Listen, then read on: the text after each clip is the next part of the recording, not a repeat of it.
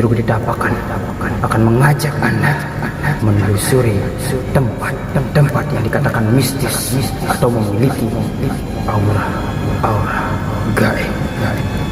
Untuk itu, terus ikuti channel kami hanya di Explore Kegelapan.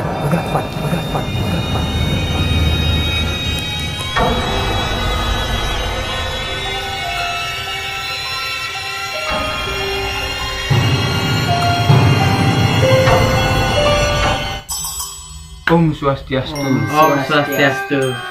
Baik, kita kembali lagi di channel Explore Kegelapan. Nah, kali ini kita bertiga bakal ngebahas tentang explore di dalam kegelapan yang baru-baru ini kita lakukan ya, dan kita live waktu itu di sebuah BTN atau perumahan yang udah terbengkalai berpuluhan tahun ya. Iya. Nah, saat ini kita bakal membahas suasana pada saat kita live di sana waktu itu. Baik deh, dari Jeruh, gimana? Apa yang kalian rasakan pertama kali masuk ke tempat itu? Suasana kengken ya? Suasana ya baru ya ada entah ada Baru masuk. aura-aura baru-baru di tempat kita melakukan persembahyaan pertama tuh. Bagaimana?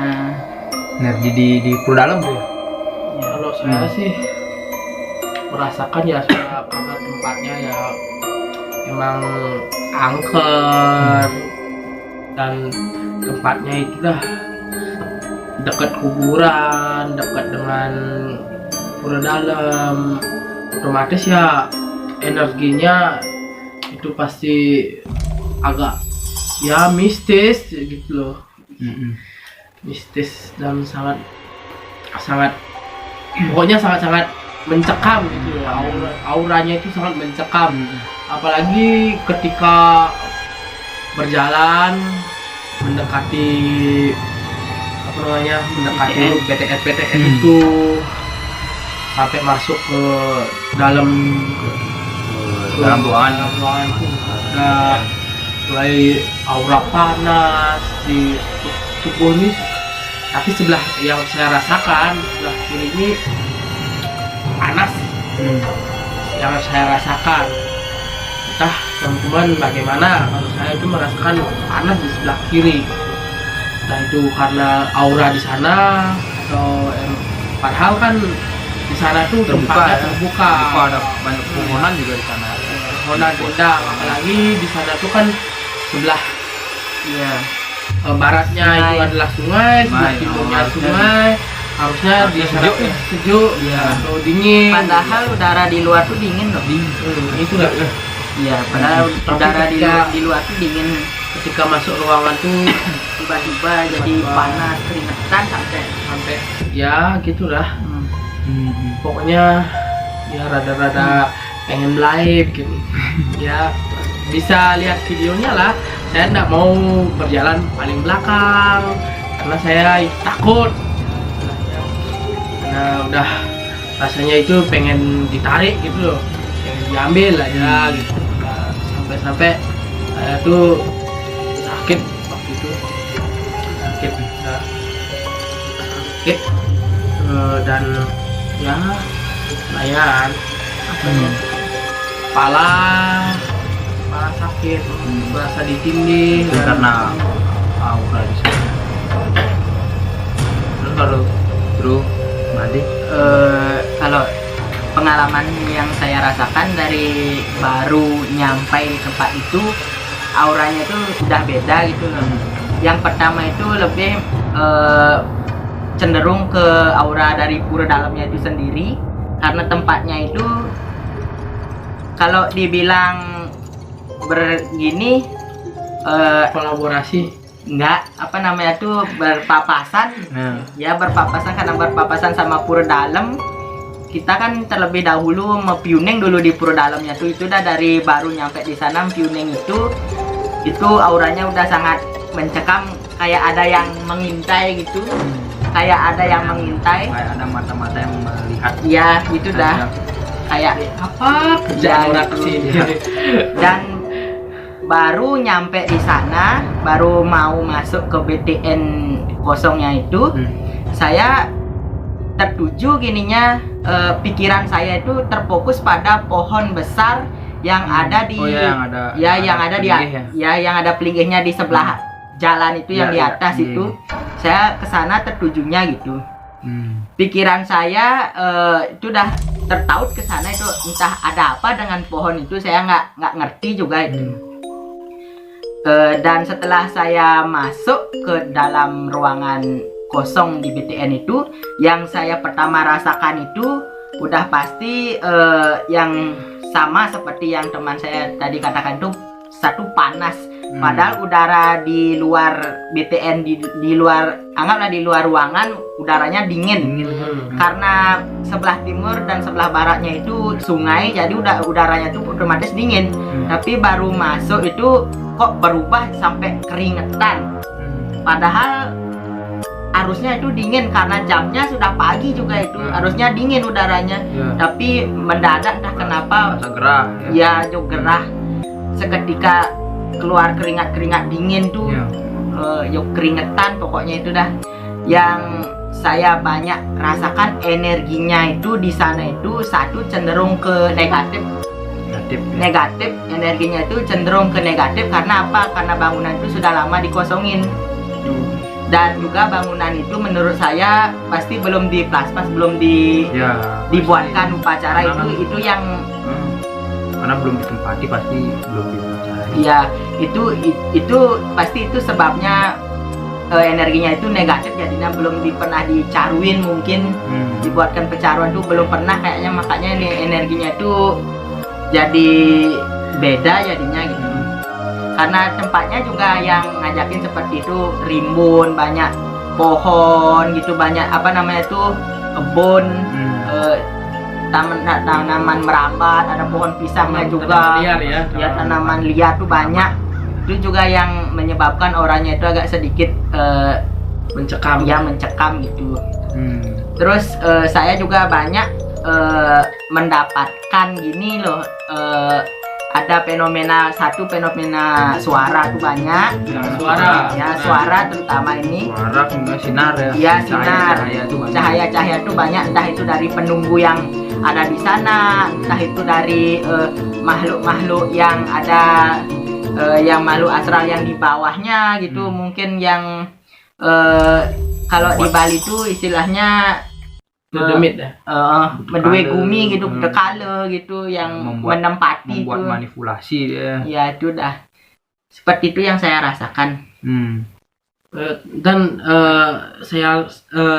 saya cek ke sebelah barat tuh kan airnya tuh terus bunyi ya. Ya, yang dengar itu bunyi kayak, pokoknya kayak ada apa, gejolak air di sana, kayak ada batu yang dilempar, jadi bunyi suara air, pokoknya air itu padahal bergolak dia. Padahal sungainya itu nggak ada airnya, nggak mengalir, nggak ada air. Kita sudah dapat cek juga ya. Iya. Kapan hari tuh? Besoknya tuh ya kita cek. Ya, besok paginya ya, karena kita ada sesuatu, makanya kita kembali lagi ke sana. Ya, karena ada ini insiden yang dikatakan sama Juru Mahdi tadi, ada sebuah pohon besar. Jadi di sana ada pelinggih kemudian Juru Mahdi udah punya insting untuk harus laporan ke sana dulu kan, piuning lah istilahnya. Tapi kita nggak lalai, jadi main terobos masuk aja, karena banyak sekali ada pelinggih di sana. Mungkin itu kita apa ya, bukan lupa sebenarnya, mungkin udah nggak kepikiran ke sana gitu loh. Padahal sebenarnya saya waktu pertama kali nyampe di sana, pikiran saya udah tertuju ke sana. Pas mepiuning di depan pura dalamnya itu, saya udah tertuju pikiran saya untuk mepiuning juga di pohonnya itu. Tapi ini teman saya entah mendengar atau tidak dari ucapan saya itu saya tidak tahu, dan saya kira sudah mepiuning di sana, makanya kita terus lanjut penelusuran gitu, lalai jadinya. Karena gangguan juga di sana, mungkin ada gangguan, jadi kita ngeblank ya. Banyak ngeblank kita di sana. kemudian ada kejadian-kejadian, insiden-insiden, kejailan-kejailan dari penghuni sana juga, sampai helm yang tertukar. Ya. Kemudian HP yang disembunyikan. di sana. Ya. Jadi insiden helm yang tertukar tuh gimana sih? Coba dari awalnya. Waktu pertama ke sana tuh, padahal saya sudah nyuruh, karena helmnya Jeromade itu lumayan mahal ya. Dan baru lagi Dan karena baru. sudah sempat hilang juga ya kan? Karena baru kehilangan. Baru kehilangan, saya beli lagi helm yang baru gitu. Akhirnya saya Saya kan takut hilang helmnya lagi. saya gitu. kasih tahu, Jero, coba taruh Sembunyikan aja helmnya di mana gitu. Karena kita taruh motor di pinggir jalan ya. Iya. Nah, naruh motornya di pinggir jalan, akhirnya Jeromade itu nyembunyiin helm itu di bawah pelinggih. Iya, di belakang. Di belakang di pelinggih belakang pelinggih lebo, di bawah candi bentar Di pura dalam lah di itu. pura dalam. Tetapi ketika balik Keluar dari bangunan BTN. keluar itu, dari bangunan kembali ke pura dalam. kembali ke pura dalam, kok malah helm saya yang di sana dan helmnya Jeromade yang di motor. Padahal saya Padahal- sudah rasakan itu pasti itu bener helm saya yang Ya, saya karena ambil.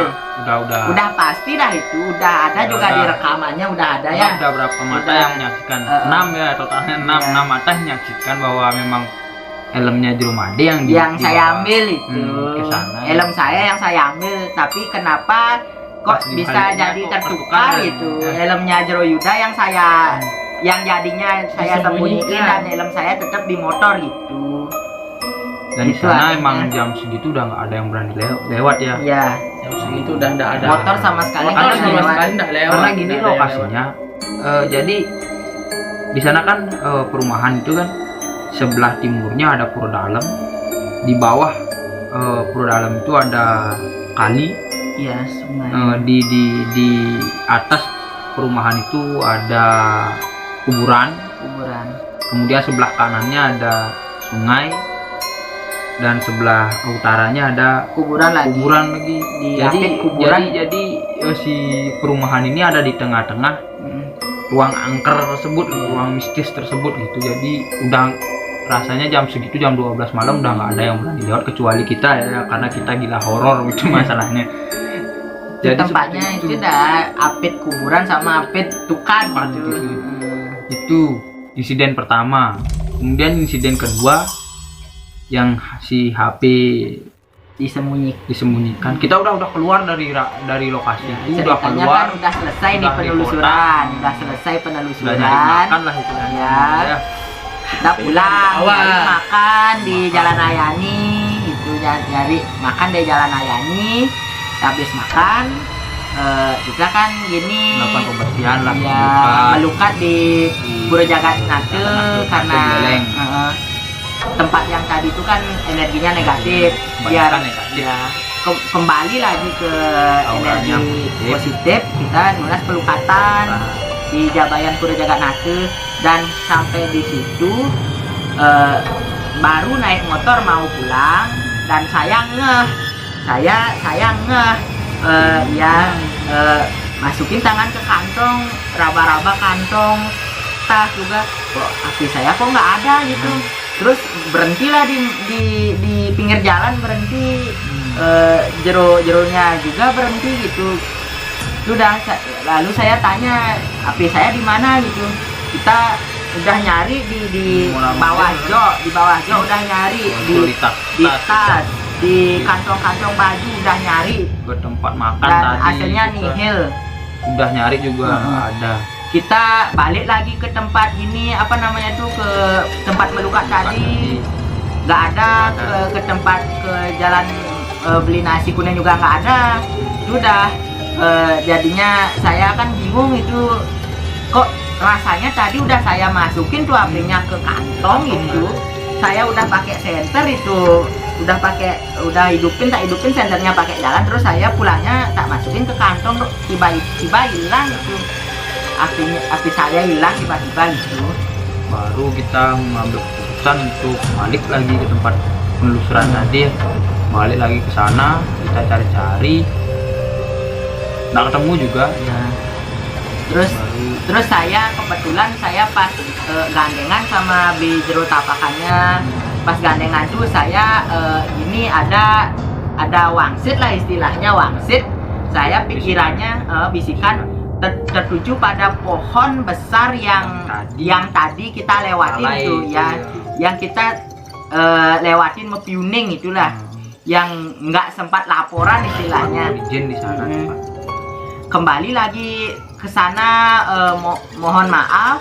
Terus karena saya udah panik istilahnya, terus saya mesesangi di pelinggih tersebut kalau HP saya Janji lah. gitu dah. Berjanji ya. Istilahnya Sama ya gitu dah. Kalau HP saya dikembaliin, saya bakal maturan pras pejati besoknya gitu.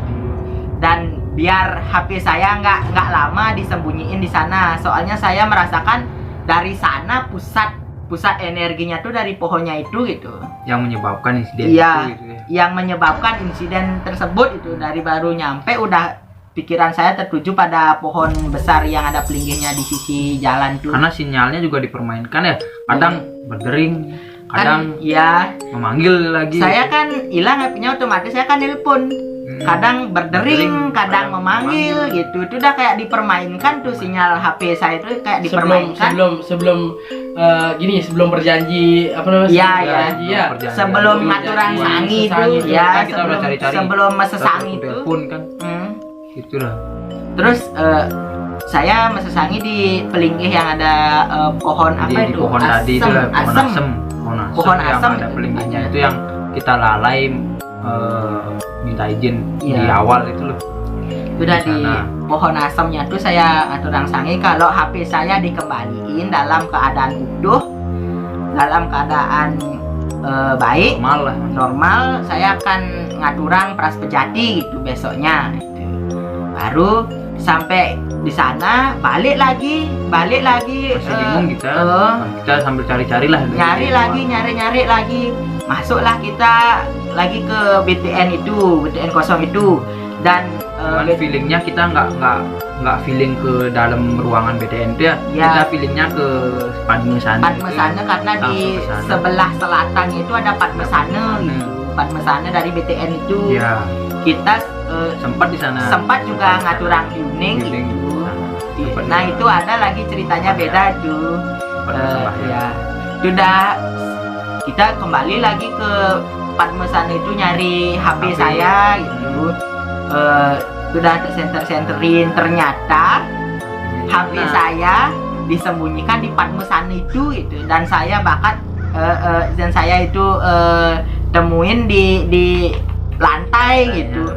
Padahal saya nggak merasa itu saya naruh di lantai itu, udah enggak kayaknya itu, karena pikiran saya itu saya udah masukin ke kantong itu, nggak berasa, saya nggak pernah kayaknya rasanya naruh di lantai itu enggak kayaknya. Kan saya yang bawa HP Ya, dia. karena si Jero yang minjem HP saya pakai nyari ya musik sulingnya itu, musik suling basurnya itu Jero yang minjem HP saya gitu. Saya nggak dapat bawa HP saya gitu.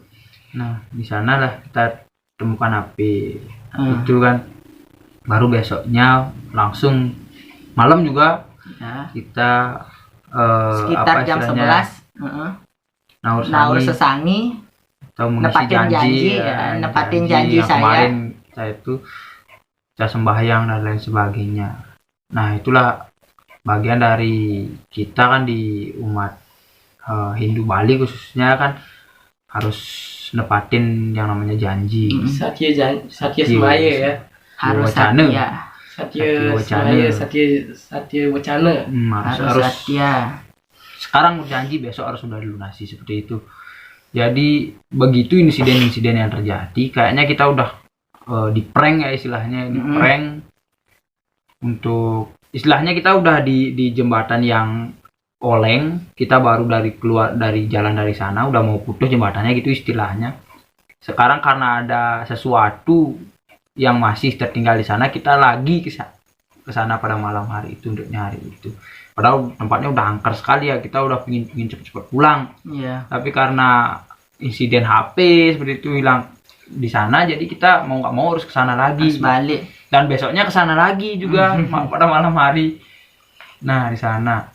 Kemudian ada pas penelusuran itu ada insiden seperti cahaya ya, Ya, di cahaya belakang banyak. di gedung itu. Di video udah ada. Di videonya udah jelas itu. Pada waktu itu kita belum ngeh sama Padme Sana itu, kita melakukan apa namanya itu challenge membunyikan suling basur sambil diam, sambil nyantai, sambil merasakan aura. Itulah ada suara di atap, kemudian ada apa namanya bayangan-bayangan di belakang saya itu, dan kemudian juga ada beberapa cahaya-cahaya yang lihat di belakangnya Jeruyuda.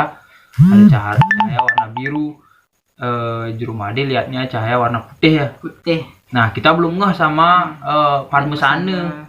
Belum juga Pyuning kita di Padme Sana itu Karena waktu tidak itu, tahu, ya. karena tidak tahu di sana itu ada Padme Sana. Nah, kemudian setelah di bangunan itu kita selesai, kita mengeksplor lagi ke belakang. Ternyata di belakang, di tempat munculnya si sinar-sinar itu, ternyata ada Padme Sana di sana. Ada banyak pelinggih di sana. Ada banyak pelinggih. Nah, karena kita memang sudah siaga, bawa canang, bawa dupe, kemudian kita melakukan Pyuning, persembahyangan di sana.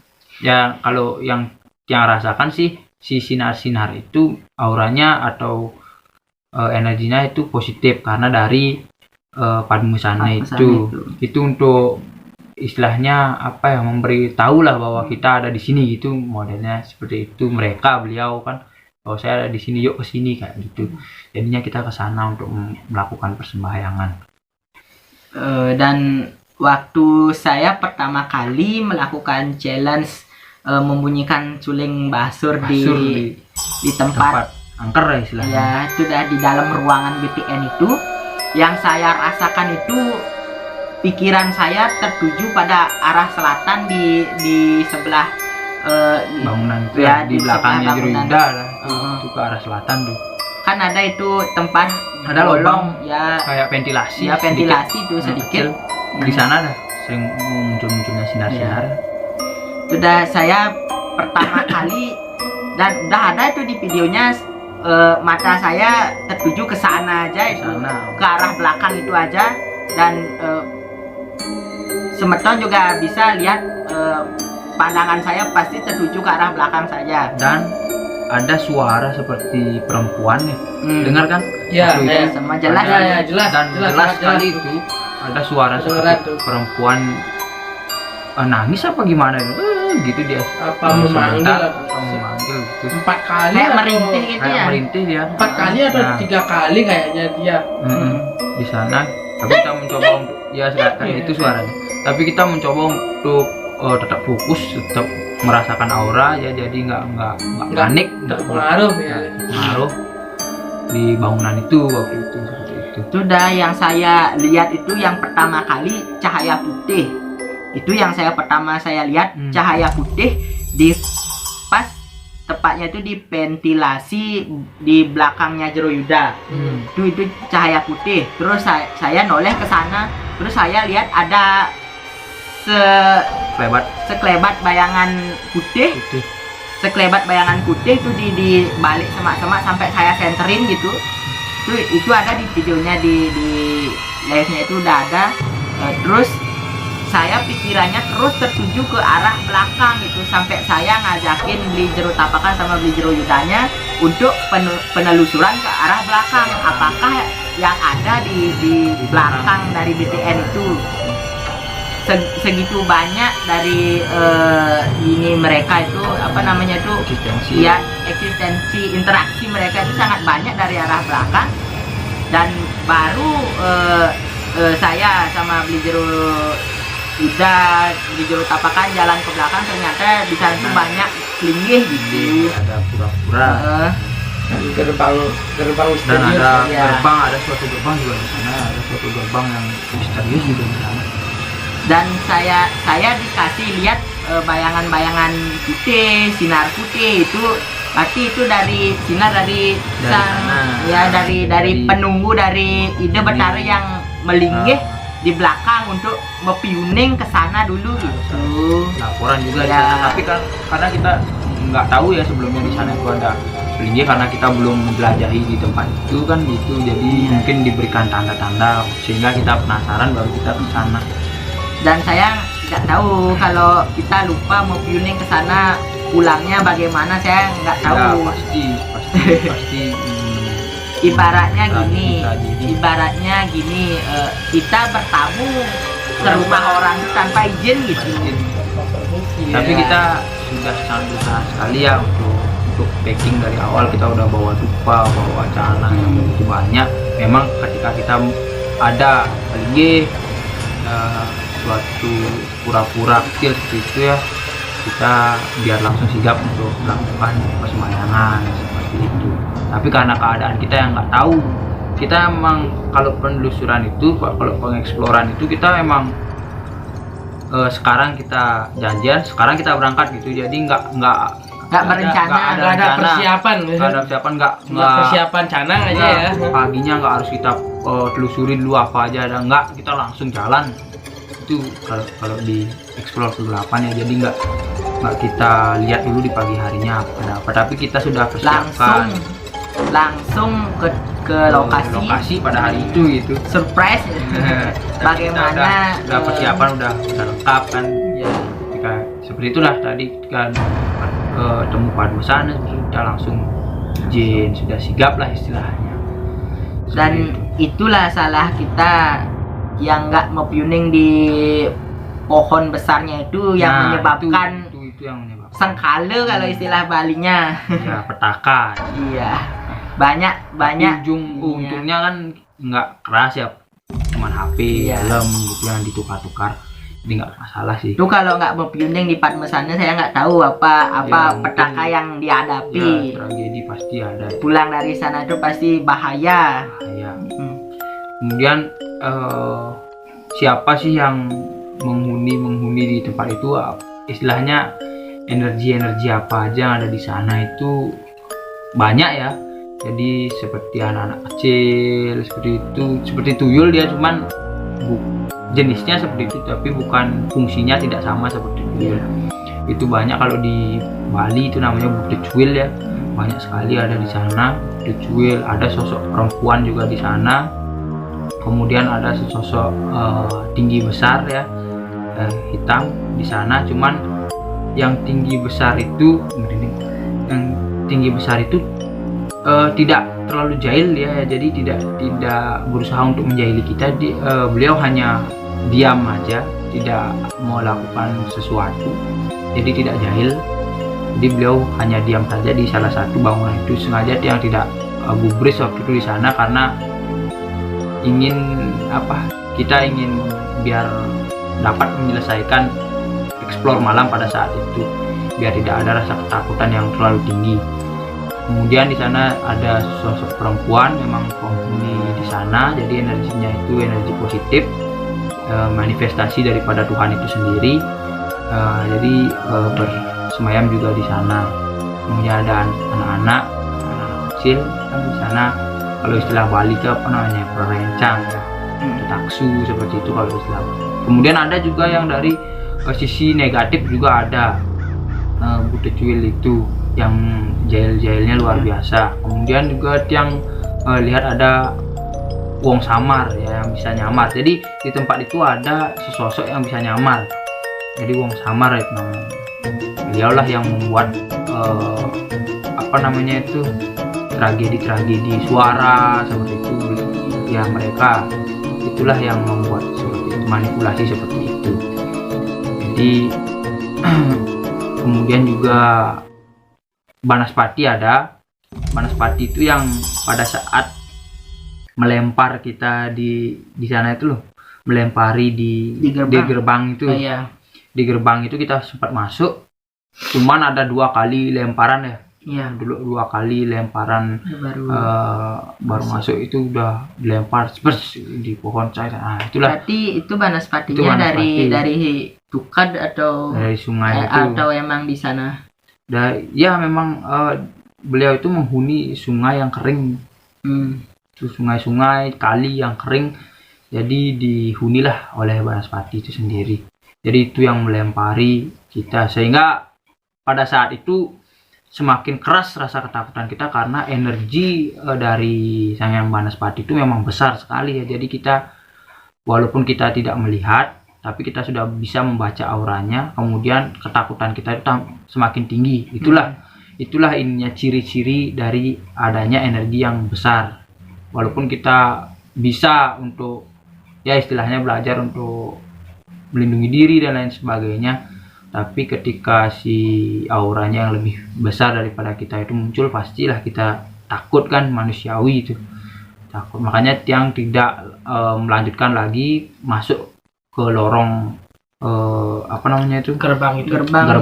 Makanya Tiang langsung balik aja deh gitu, daripada nanti ada apa-apa kan gitu. Biar enggak kita ya kita memang explore untuk hiburan bagi penonton atau subscriber, cuman kita juga kan antisipasi seperti itu. Kalau memang kita sudahlah jangan masuk lagi karena sudah kita bakal tahu akan ada sebuah tragedi yang mencekam, lebih baik kita mundur seperti itu. Kalau yang saya rasakan sendiri, benar kata Beli Jero Tapakan tadi, banyak sesosok buta cuil, karena saya dapat pewisik, baru saya masuk ke sana, ada gambaran bahwa di tempat tersebut telah banyak dilakukan hal-hal nyeleneh gitu. Negatif lah, hal-hal yang dilakukan oleh manusia ya. Antara cowok dan cewek lah istilahnya, pastilah. Mereka itu berhubungan intim di dalam mereka itu berhubungan di dalam ruang kosong itu ya, bangunan kosong itu. Tuh mereka memanfaatkan dari situasi kekosongan dari BTN itu. Dan itulah yang menyebabkan banyak adanya dari buta cuil gitu. Itu yang saya rasakan pertama, ada pewisik seperti itu. Makanya dari buta cuil itu menyebabkan energinya menjadi negatif. Iya, itu. Ya karena gini ya, buta cuil itu bisa kita sebut karena dari sebuah apa namanya itu contohnya seperti ini. Mani atau sperma yang menyentuh ke tanah itu mendapat anugerah dari Ibu Pertiwi, jadi dia akan terwujud namun tak terlihat seperti itu. Itulah yang membuat si buta cuil itu ada gitu. Kemudian juga ada darah, ketika darah menyentuh ke tanah mendapatkan anugerah dari Ibu Pertiwi, kemudian dia akan terwujud namun tak terlihat.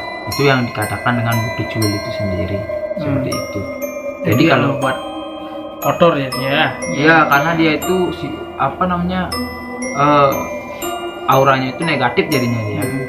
Seperti itu karena kita buang itulah istilahnya, jadi dia menaruh dendam pada manusia seperti itu. Dan itulah yang banyak mengganggu ya. Itu yang banyak mengganggu di Bali sebenarnya. Jadi kalau istilah gentayangan itu kalau di Bali tidak ada sebenarnya. Ada yang bilang kan habis tabrakan kemudian meninggal dia gentayangan. Ya kalau kita tidak upakari mungkin, tapi kalau di istilah Bali kan ada suatu upacara untuk menembus seperti itu. Tapi kadang ada juga yang masih lihat udah ditebus tapi masih lihat. Nah itulah yang dinamakan dengan buta cuil itu sendiri. Jadi dia memanipulasi karena darahnya getih istilahnya. Ya, karena darahnya itu masih ada di sana gitu, enggak harusnya ketika kita sudah nembus bersihkan lagi sana gitu biar tidak membekas dia di sana. Harus secara sekali harus bersih seperti itu kalau di Bali itu. Makanya kita penganut Hindu Bali harus memang betul-betul tuntas sampai ke akar-akarnya. Makanya jarang sekali ada tragedi istilahnya gentayangan gitu. Jarang sekali. Ada tapi jarang karena di Bali sudah ada prosesi yang menyelesaikannya itu sih. Dan itu juga pewisik yang saya dapatkan itu karena kalau buta cuil itu nggak misalnya buta kali nggak pernah dikasih upah gitu, pasti dia akan berbeda istilahnya atau mengganggu Ya, istilahnya, mengganggu. karena di tempat itu nggak pernah dilakukan suatu prosesi upakara ya, ya cara seperti caru. percaruan gitu. Itu dah yang menyebabkan si buta cuil ini jadi mengganggu gitu. Apa jangan-jangan hati saya Ya itu udah nah, karena emang kelalaian kita nggak satu karena kelalaian kita Kelalaian. nggak membimbing, dan dua juga karena ya itu yang udah kejailan dari ulah mereka. usil dari Karena agar ada suatu apa sajen-sajen yang kita aturkan, jadinya biasanya kan kita jadi dan mungkin juga mereka memberikan bukti bahwa dia itu ada gitu. mereka itu ada Memberikan bukti bahwa dia itu ada di sana gitu, makanya dan saya percaya kalau mereka itu ada, karena nggak usah lah kita munafik kan, guys, yang nggak ada yang seperti itu, nggak usah munafik. Emang hal-hal seperti itu memang diciptakan oleh Tuhan, sama berbarengan dengan kita, cuma dimensinya mereka yang berbeda. Jadi nggak usah kita jadi manusia itu sok munafik, nggak ada yang seperti itu di bumi ini, Tuhan jawab. Jangan kita bicara seperti itu, karena mereka itu juga ciptaan dari pada Tuhan itu sendiri. Jadi kita harus yakini bahwa mereka itu ada, cuman dimensinya kita berbeda. Ketika kita mampu untuk melihat dan merasakan mereka, maka kita akan tahu bahwa mereka itu ada. Cuman kalau kita tidak kurang mampu, lebih baik ya istilahnya kita percaya saja, karena saya percaya bahwa mereka diciptakan oleh Tuhan juga seperti itu. Seperti itulah ya. Kisahnya pada waktu itu sangat mencekam sekali, sampai Dan yang- besoknya kita yang- kesana lagi.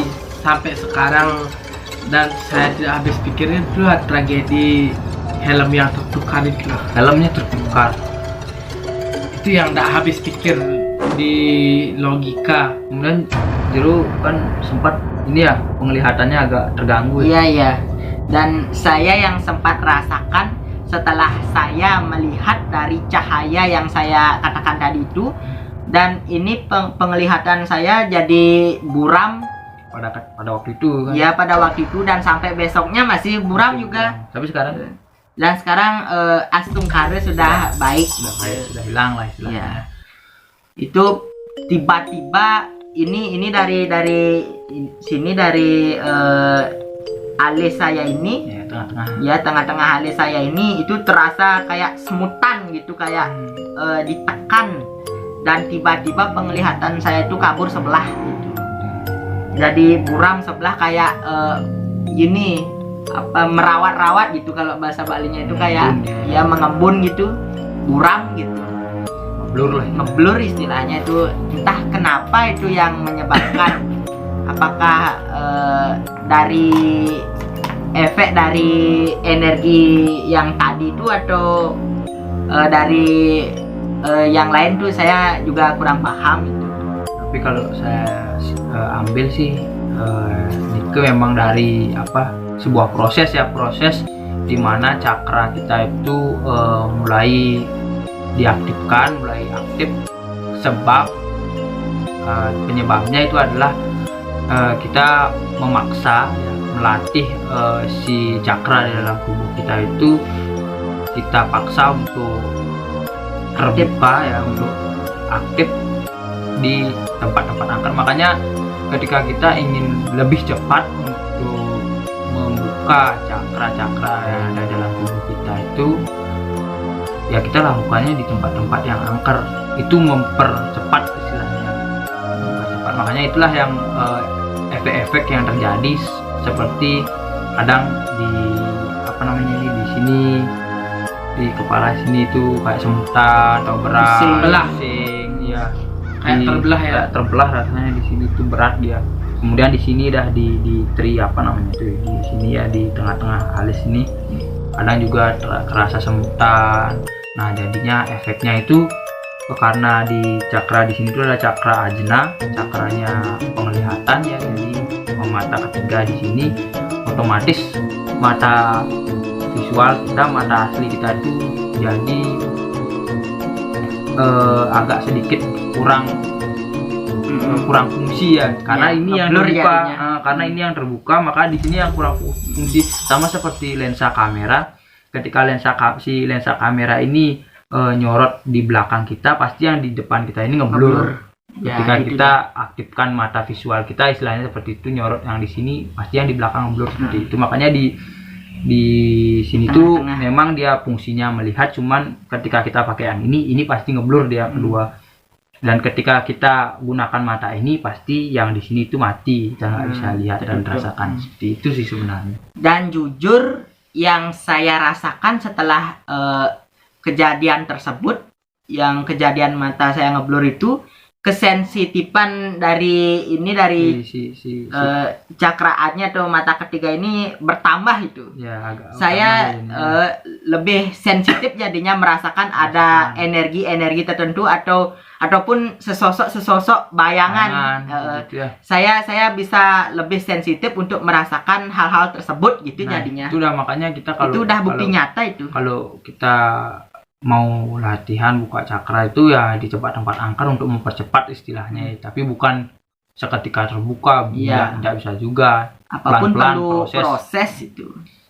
Jadi seperti itu kejadian fenomena-fenomena yang kita alami waktu explore live pada waktu itu.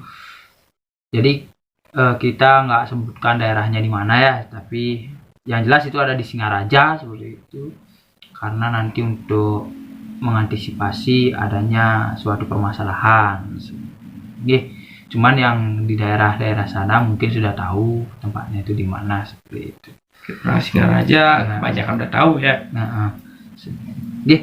Mungkin sekian dulu ya ngobrol kita hari ini. Nanti next time kita bakal lanjut lagi buat